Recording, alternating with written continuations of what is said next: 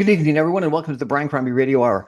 I've got a really interesting gentleman to introduce you tonight, Phillip Millar, who is the strategist, lawyer, consultant in law at the Millar's Law in London, Ontario. But in addition, he is to a lawyer, he's a strategist, a Substack author, and a critic of critique of what's going on in politics, business, culture, etc. And he's written a very interesting Substack article about how Pierre Poilievre, by not playing to win, actually lost the election. So it's going to be interesting to chat with him tonight.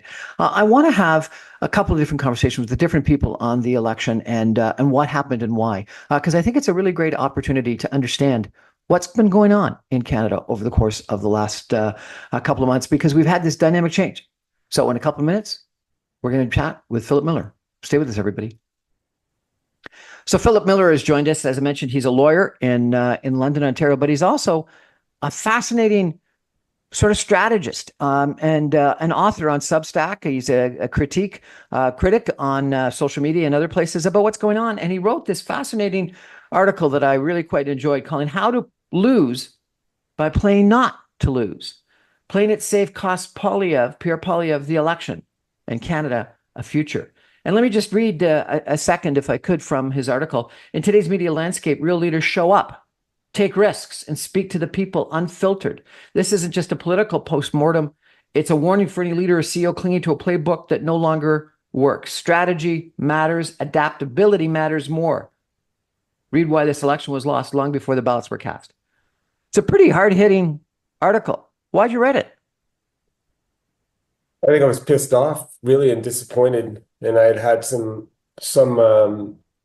interactions with the conservative strategist because I've been posting comments under the Rogue Lawyer on what's going on in Canada. And I remember clearly being told at the National Club by some of the operatives who surrounded the leader that this is our election to lose. We just have to not make a mistake. And because I was encouraging him to get onto more long form podcasts to get his voice out to people who aren't going to hear it through normal media channels. And they just clearly said that one of his closest advisors hated Rogan, didn't want him to be Rogan endorsed Trump, didn't want him to be associated with it, and so forbade him from going on Rogan. And I'm like, if you're going to be the leader of our country and represent the people who are upset, like, you have to have the stones to do something that involves risk. And if you play a pure defense, just like our favorite hockey teams or anything, like, you end up losing. And I was pissed off that we lost the biggest lead ever. We need change in Canada, and it's perfect. It led me back to my military history and seeing how bad strategy results in losses. How bad strategy results in losses. Well, I guess that should happen. But it's interesting because I think that your article touched on a couple of things. Number one, it touched on long form podcast, Joe Rogan, for one in particular. But then it also talked about sort of disenfranchised, disgruntled young men. And I want to talk about that a little bit, because you really talk about that's, Joe Rogan is the way to get to those people. But the fact that those, disenfranchised, very upset young men is an issue in our society, in Canada, the United States, probably elsewhere in the world, that deserves being talked about. And then I think, getting out of the politics, this whole issue of I've got to play to win. You can't play to lose. So it's back to your comment about military strategy and having some offense is interesting, because it is applicable in a lot of other areas. So let's unpack that, if we could, a little bit. Tell me about long form podcasts and interviews and reaching out to people, because you also said that Kamala Harris missed that opportunity. Yeah, I think I created a video of two of them having coffee, commiserating about how unfair the world is. But the world has changed if you want to be a change agent. And what Pierre was kind of suggesting is we're going to change what's happened in Canada over the last 10 years. And normal media channels aren't the way to engage with the population. There's so much distraction in the world that, yes, the boomers watch CBC, and maybe that's a way to get to them. But I have a social media and marketing company as well. And when I talked to young people, none of them saw his Instagram. The only people who were seeing it were people who signed up for the Conservative Party. And in today's world where there's too much going on, you have to be willing to be controversial in order to be heard. And if you're just being managed, he was being managed, Botox, contacts, isolated from reporters. He's best when he was engaging with reporters and ripping them apart. And what I find difficult for the establishment politicians to understand is that 2 hours in front of a million people, that's like $1 billion to pay for that type of content. Like if you're going to pay for ad spend to get that type of attention, and all you have to do is look at JD Vance when he was on Theovon. You know, I recommend that to everybody. Like everybody loved that man because he laughed. Like you got to know the human being. Uh, if you watch Trump's 2 hours on Rogan, you actually like the guy more if you don't like him because you get to understand the human being. It's not curated messages. And that's the way to get people motivated to share your content later. So it's a strategy for social media, but you have to get on long form content and get authentic clips. If you're just putting out junk, salesy type things about yourself, nobody pays attention to that on social media. So you've got to get controversy to get eyeballs. And then from eyeballs, you get community, you get momentum, and then you can spread across the internet and really, he lost by a point. How many millions of people, if Theo Von invited him on, I don't know if you know about that guy's podcast, he's hilarious. Patrick Bet-David and Joe Rogan probably reach 8 million Canadians every week. If they could have heard him for 2 hours, I think that is more than a percentage. They would have been motivated to vote. But he was handled and he didn't lead. And I think that's what happened. So why? Let's talk about these long form podcasts. Why have they been so successful? What is it about them that makes them compelling to listen to? I think people are hungry for real connection with human beings who are prepared to say things that aren't curated in the media. Like when I look at what CTV reports on news stories, it's not it's a very biased worldview that doesn't speak to a lot of young people. And I think people are looking to engage with people in a community that shares some worldviews and educate them. And I don't think many people think they're getting educated on TV anymore. And so they moved to podcasts. But just from ad spend, like Donald Trump was a really hardworking politician who did interview after interview, podcast after podcast. Like it wasn't curated. So having those discussions allow people to really understand your policies, but also make them feel like they know you. And I think when you have disenfranchised voters, like we were talking about, young males who don't feel like they have a place in society, right? If you go on there and you talk about their issues long form, not in sound bites, you can motivate them to say, hey, like, that video, the other video I did where I was in Petawawa, where I was criticizing how out of shape the soldiers were, but my son was with me and I showed him my first house. He goes, how old were you when you bought it? I was like, I bought that house on a military salary at 26.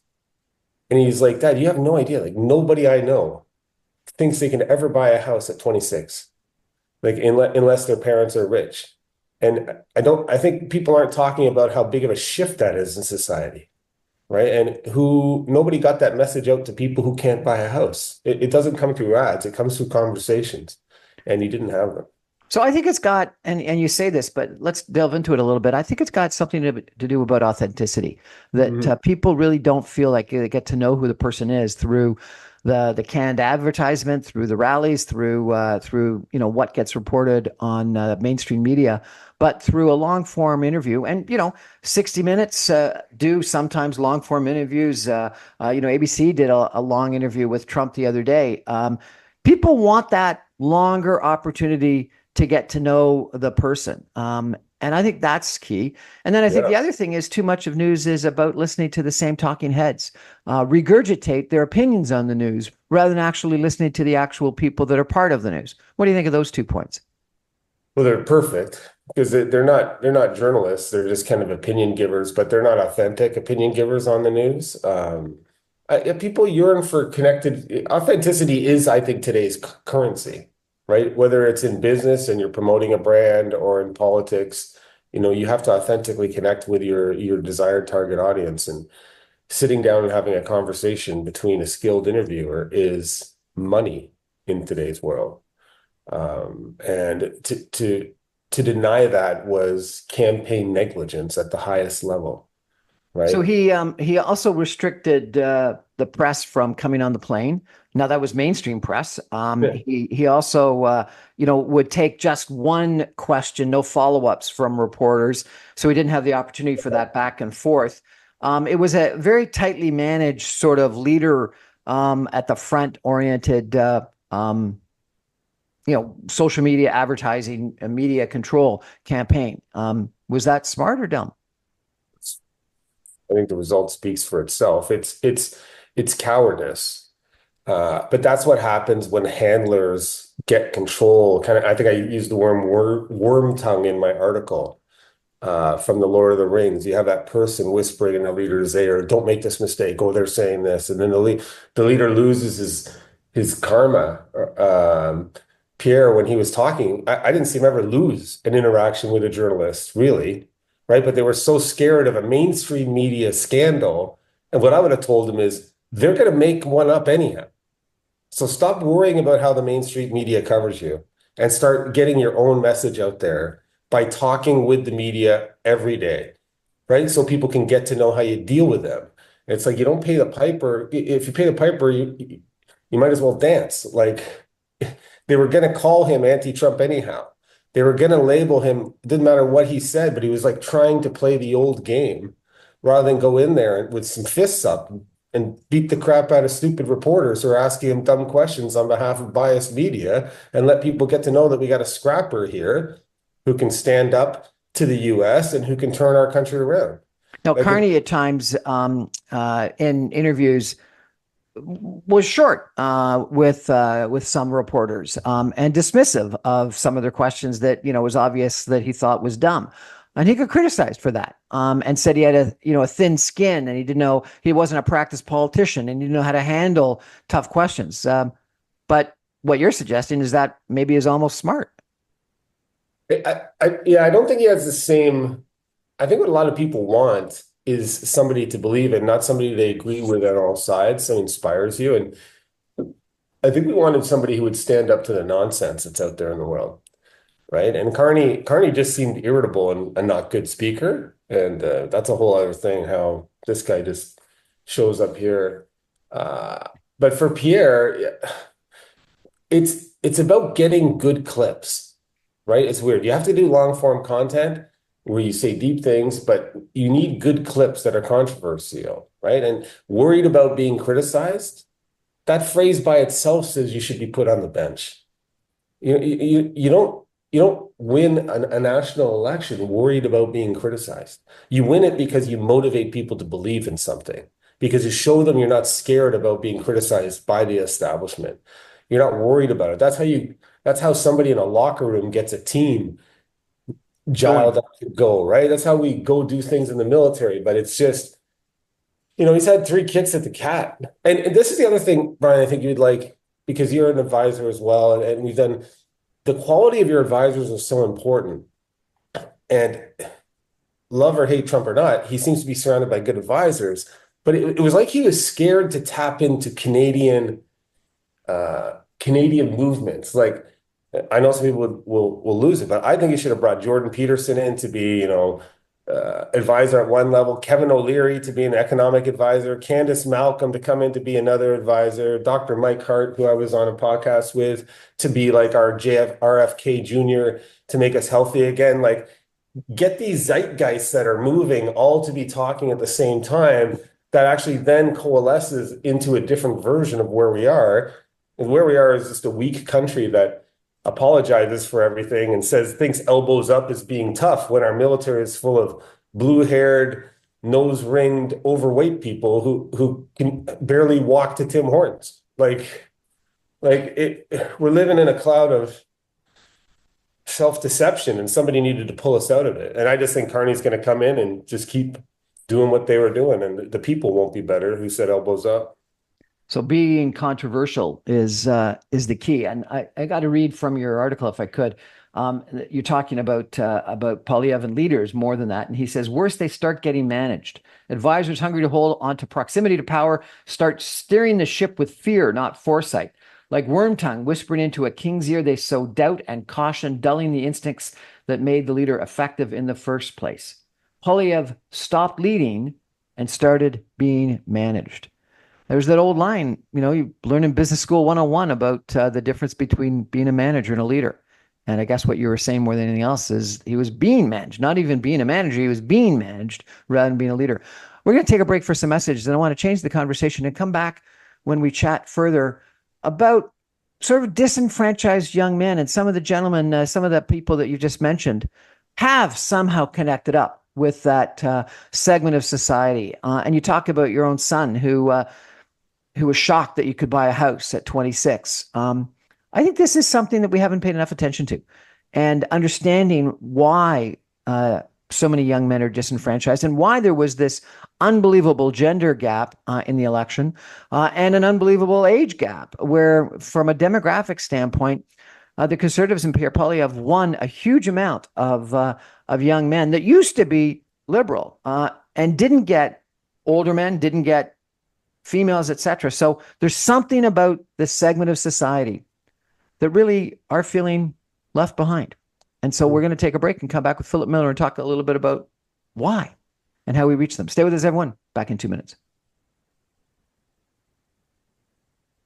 Welcome back, everyone, to the Brian Crombie Radio Hour. We've got Phillip Millar. He's a strategist, a lawyer, a consultant. He's in London, Ontario. He's got a podcast. He's got a Substack article page, and he's controversial, which I like. And we just have finished talking about how, if you want to be a leader, you should be controversial to cut through the noise. But I want to turn to now this issue that you raise in your article, sir, about young men and how they're disenfranchised. And, it really is a segment of society that showed up at Poilievre's rallies, that were part of the trucker convoy, that were supportive of Donald Trump, that you see a lot more in society right now, and they're upset. They don't have those economic opportunities that they once had. And you described your own son and being frustrated that he couldn't afford a house. Tell me what's happened and why. It's a deep question.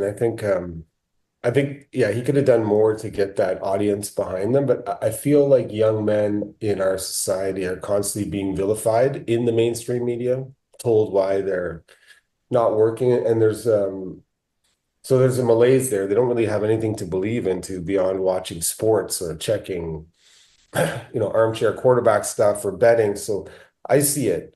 I see that young men, they're aimless, and I think it's because our society has become weak. We're actually celebrating weakness rather than celebrating strength. But you can't get strength unless you do hard things.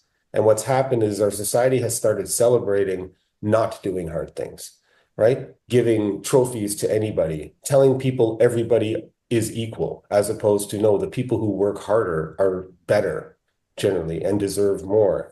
And I was talking to Dr. Mike Hart the other day. Testosterone was very useful to our species when it went into the cauldron of struggle, right? Like it was good for us to find game to eat or territory or fight off people. Like testosterone needs to be mixed with struggle. But when testosterone sits in a parent's basement and watches Call of Duty and spends time on porn, that male organism thinks it's mating, but it's just sitting there doing nothing. And then you get these angry kind of men who don't do hard things, and they can be very dangerous in society. And so we need to give them a purpose and to celebrate doing hard things again. But a lot of those institutions are under attack in Canada: sports, the military. In order to motivate those people, you have to speak to them at their level, at their language, not through curated pieces. And right, that's why Jordan Peterson was doing so well. He speaks to them at their language, at their level, and gives them meaning. I think there is movement to do that. Your point, though, is how do you get them on your train and other demographics at the same time, right? We don't want our young men to go down the Andrew Tate route. We want them to go down I make my bed in the morning, I do hard things, I protect people who are more vulnerable than me. But it's very hard to find young men who have the right attitude for working, even when they come out of law school. Like they seem very soft. So, educational attainment has gone down dramatically, where the majority of a lot of different disciplines is female right now. Young men aren't as educated. They're not making on average more than females like they did in the past. Um, they're more on average blue collar. They've got higher unemployment until you get into sort of the age of child rearing. What's happening? Jeez. I don't think the education system has evolved. Like I don't if I had kids again today, I don't think I'd put them in a public school where I don't know what's going on in the libraries. And I think it's very punitive to males who need to be active, who need to learn, who don't, our model of sitting still for 6 hours a day and being behaved is not what most young boys are best at for learning. I also think that, from a parental perspective, like we're seeing a feminization of males in a way of telling them, how bad they are, don't do this, don't do that. And we're not inspiring them to do the hard things. And then you throw technology on it. Like our brains are not meant to be able, I think when pornography is very bad for males because the visuals that they can see, no other male could see in the past. And then they think that they're mating, right? And their cells say, well, if you mate, your job is done genetically. You don't have to work hard. In the past, you have to build a house to mate.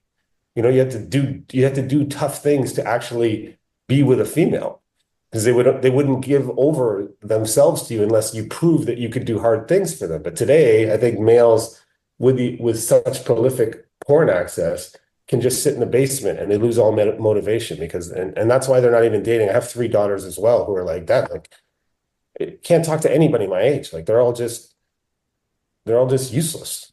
Like they're just in their basement on computers all the time. They Well, won't it's even not talk. just porn on the. It's just not porn on the internet. It's dating apps. I spoke Yeah. with someone the other day who said that it's easier to get laid, excuse my language, than ever before because you just got to go on an app. Mhm.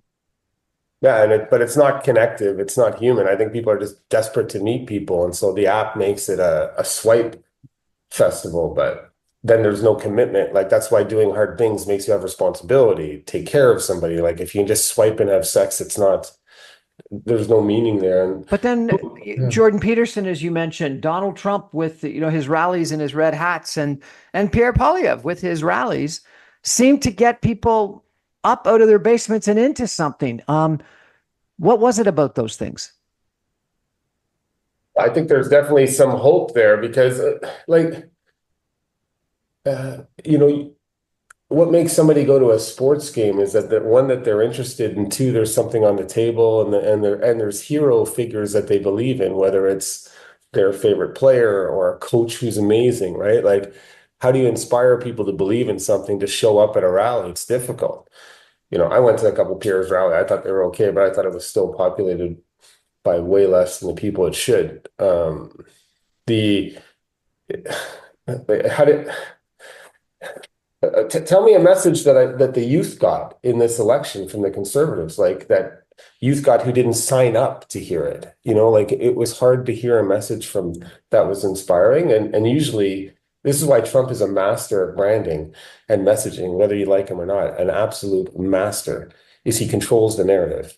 He says things and he doesn't shrink back like a violet. If somebody pushes back, he pushes through them and enforces a mandate on there. And that kind of, I think it inspires some people like a sports hero, you know what I mean? Who's willing to get in there, get in the fight, make something happen. It draws our attention to somebody who's willing to get scrappy, not just somebody who says, show up and I'm going to give you jingos, of let's make, but I was going to ask you, like the military made the leader of the military issued an order that if any service member is caught on social media with a hat that says "Make Canada Great Again," they'll be labeled an extremist and subject to disciplinary action. So where is it, like if our society at one level, on the very liberal level, says saying "Make Canada Great Again" is an extremist, you can't fight that by going down the road playing it safe. You have to attack the lunacy of that premise head on to tell people it's okay to want Canada to be great or healthy or strong again, right? After 10 years of being weakened. And I think that's the issue, is you can't fight that battle by being gentle. So it's interesting that Frank Graves came out just yesterday with some polling results on views of Trump presidency, and it showed that 64% of Canadians think that Donald Trump has made the world, and specifically Canada, worse. But 90% of liberals believe that, and only 32% of conservatives. And you know, the NDP, the Green Party, similarly, and the Bloc Québécois, frankly, all agreed that Trump has made the world a better place. But conservatives and the People's Party of Canada don't. So there really seems to be this very different reaction to Donald Trump, his policies, his style, and his impact, where and I'd be fascinated to see if the conservative broke down between young males and the balance of the Conservative Party. But you know, the concerns about the world order breaking down, 75% of Canadians think it has, but only 46% of conservatives think it has. This is where marketing and messaging matters. Because if I was to ask those 75% of whatever what the world order was, you know, I bet you most of them don't even know what NATO stands for, let alone where the borders are. Like, so we're busy asking people questions about concepts that require a lot of thought to understand. And then they love to give an opinion, but you have to motivate them with simple messaging that speaks to their interests, right? Your kids can't buy a house. You know, our nation can't defend our borders. Those messages work, but the polls, it doesn't strike me as odd either, though, because Donald Trump doesn't give a flying F about what Canadians who can't run a country properly think, right? So he's going to say things that piss off Europeans who are getting overrun and their countries suck right now. So the outside world might say he's not good for the world order, because the world order, when we could do whatever we wanted with the US, was better. So all of a sudden the US says, look, you've been living rent-free in my house for 10 years here. Now you got to pay rent.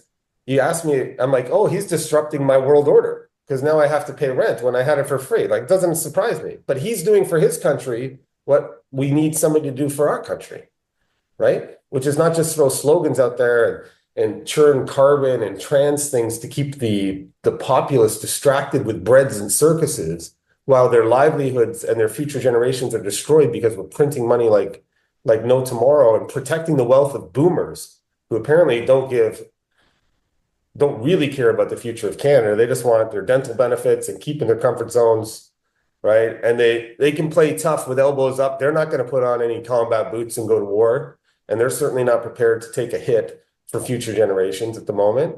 So everybody speaks from their own personal comfort zone, and those polls don't surprise me, but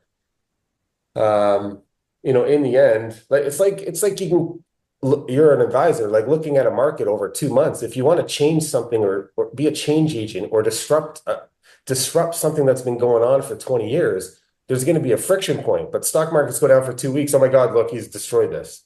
Like, it's almost deliberate misrepresentation of what matters in the long run in order to vilify. I think the one thing Canadians value more than anything is the feeling of moral superiority over the US.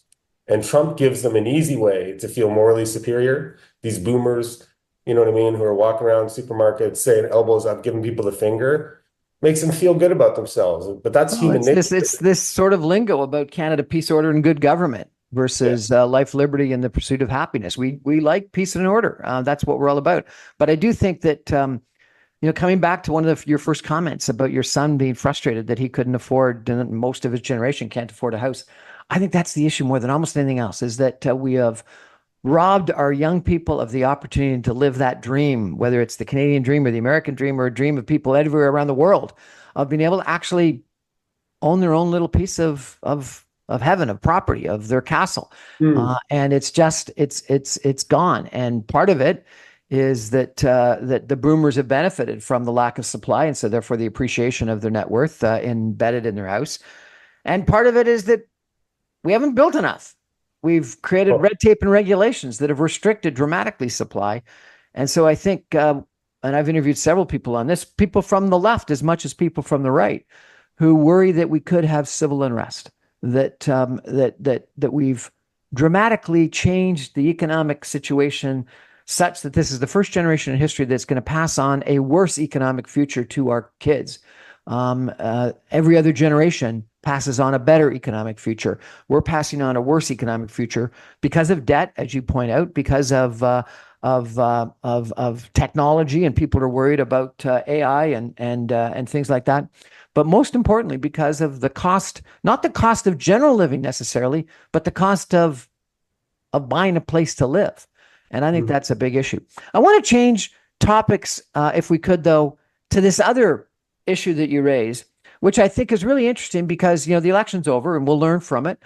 But now you talk about in your article about how this is a lesson for business people as well. And you broaden out the message about playing to lose versus playing to win as a business strategy. And I want to think about that and delve into that again after we take a quick break for some messages. And we're going to come back with Phillip Millar and talk about playing it safe. Is that the right strategy? Or do you go for the golden ring? Stay with us, everyone. We're back in 2 minutes.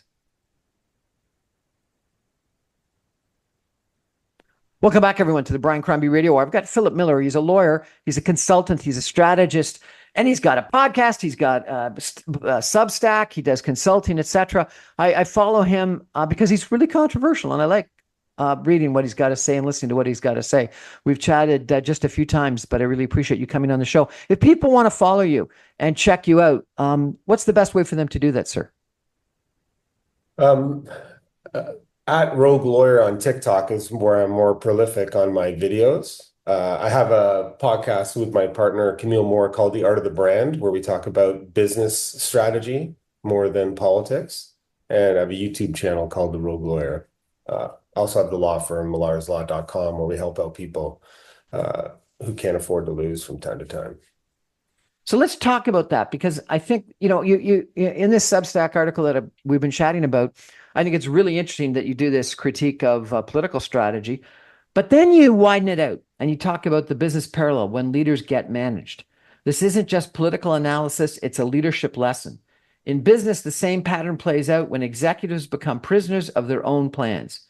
They mistake motion for progress. They insulate themselves with yes men. They ignore the market signals that demand change. That's interesting. So you think this same idea about playing to win versus playing to lose plays out in business?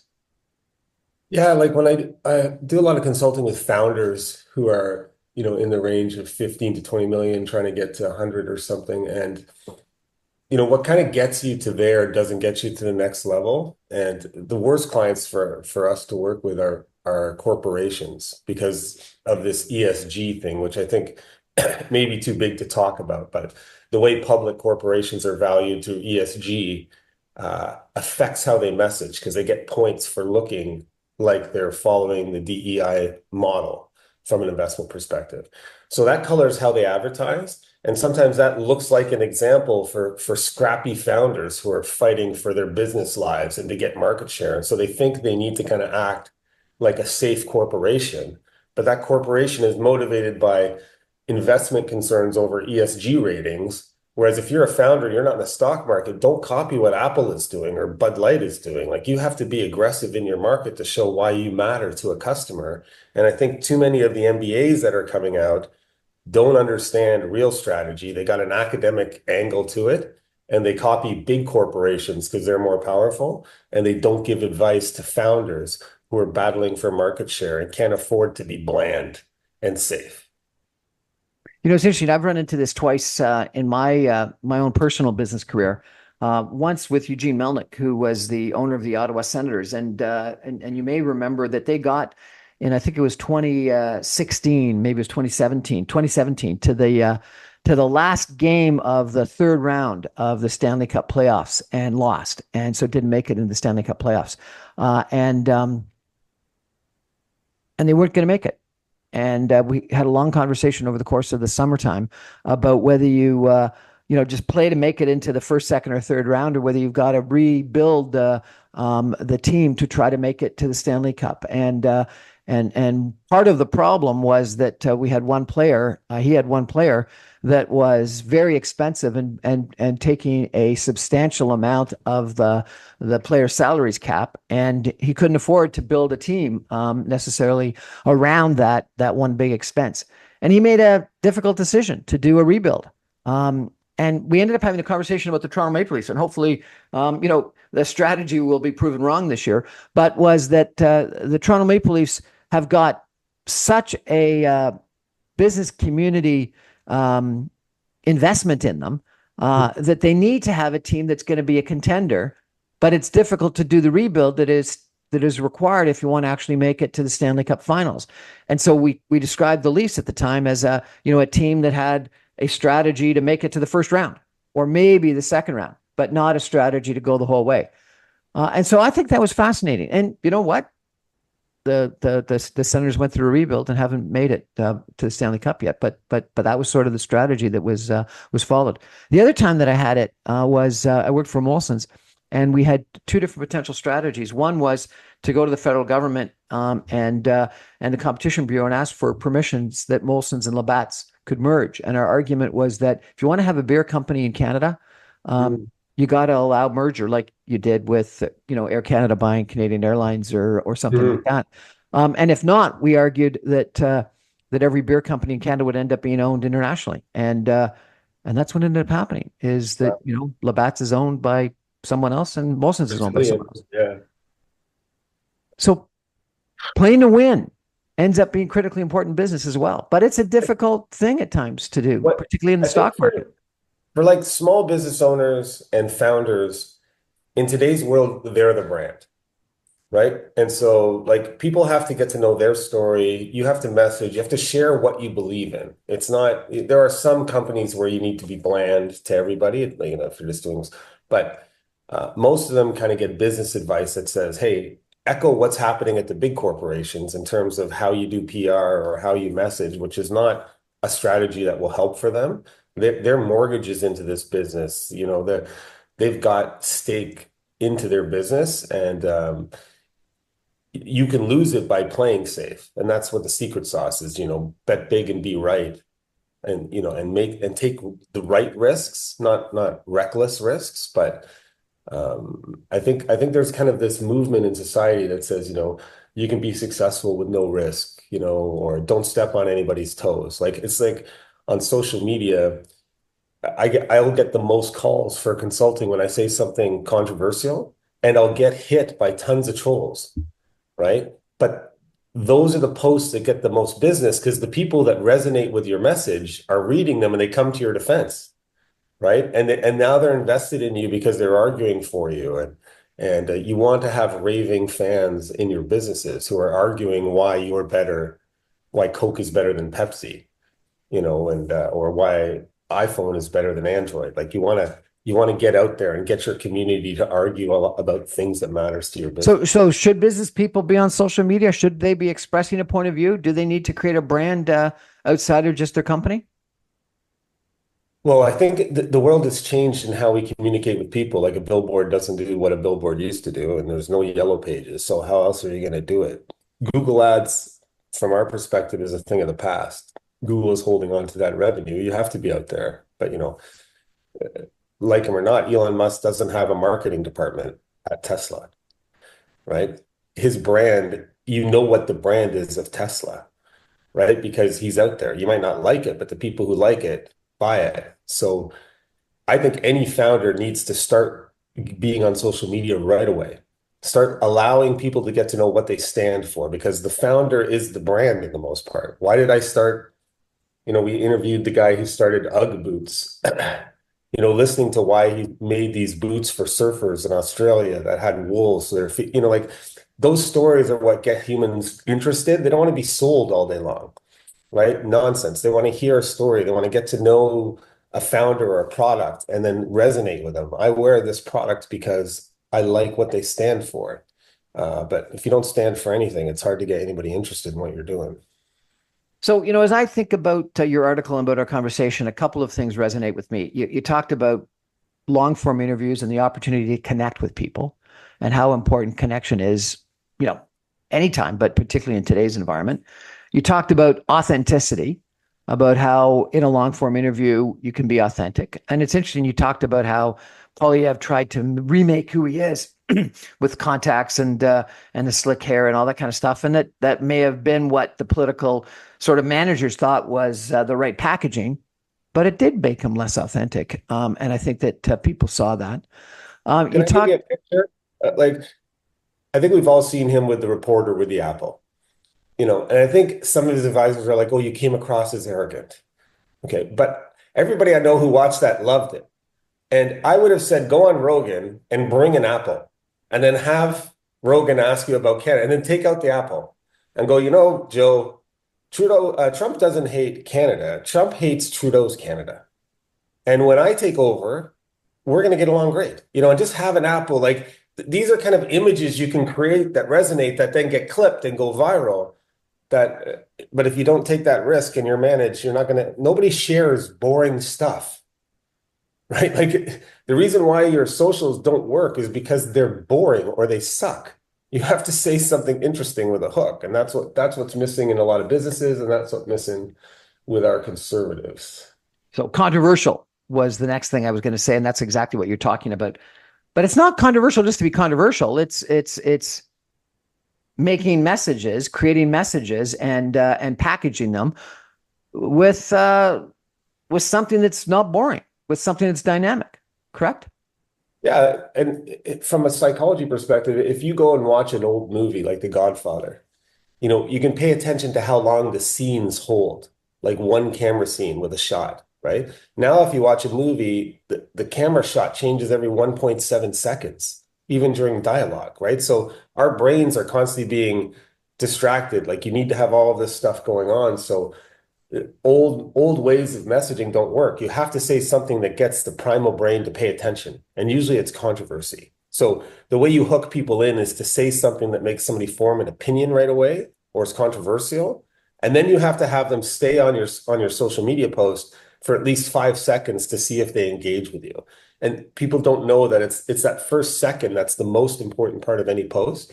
And if you're just saying, so proud to have been nominated by my colleagues for an award at the Law Society. Like everybody's just puking in their mouth, like how boring LinkedIn has become for most people who are just, in a circle of patting each other on the back. So yeah, say something in your industry, but I see it in lawyers. This is why I call myself the rogue lawyer. They don't say anything interesting. They just want to make their colleagues kind of clink glasses with them and go, "Oh, you're so wise there, Rupert." Well, thank you, Catherine. Like, great day in the courts. No, we say something that resonates with people who are hungry to learn, and that's why I like your show. Like you're saying stuff that people need to hear. Then the last line of your article, which is, I think, the biggest message, is we got a master class on how to lose by trying not to lose, which is, I think, really interesting about your whole point, which is you got to play to win.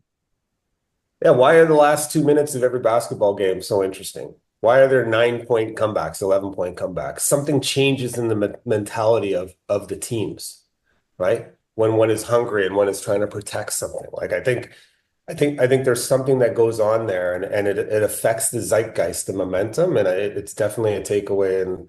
But the leader has to make that happen.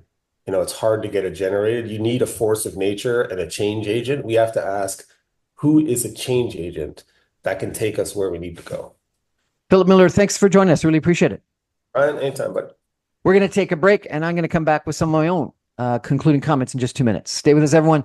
Phillip, really appreciate it. Thanks so much. A masterclass in how to lose by trying not to lose. Excellent article. Read it, everybody.